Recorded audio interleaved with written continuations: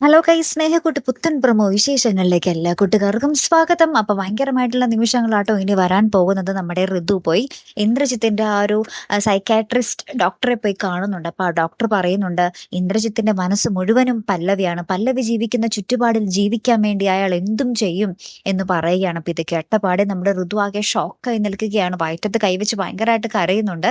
ശേഷം നമ്മുടെ ഋതു വീട്ടിൽ ചെന്നിട്ട് നമ്മുടെ ഇന്ദ്രജിത്തുമായിട്ട് ഭയങ്കരമായിട്ട് പ്രശ്നങ്ങളൊക്കെ ഉണ്ടാക്കി ഭയങ്കരമായിട്ട് പൊട്ടിത്തെറിക്കുന്നുണ്ട്. പിന്നെ അച്ചു അതിൽ വന്ന് ഇടപെടുന്നുണ്ട്. അച്ചു നമ്മുടെ ഇന്ദ്രിയത്തിന്റെ കാരണത്തിട്ടൊന്ന് അടിക്കുന്നൊക്കെ ഉണ്ട്. അങ്ങനെ ഭയങ്കരമായിട്ടുള്ള രംഗങ്ങളാട്ടോ നമുക്ക് കാണുവാൻ സാധിക്കുന്നത്. പിന്നീട് നമ്മുടെ സേതുവും പല്ലവിയും ആണെങ്കിൽ അവരൊരു ഹണിമൂൺ മൂഡിലാട്ടോ. അവർ വേറൊരു സ്ഥലത്ത് പോയി ഒരു ഹോട്ടലിൽ താമസിക്കുവാണ്.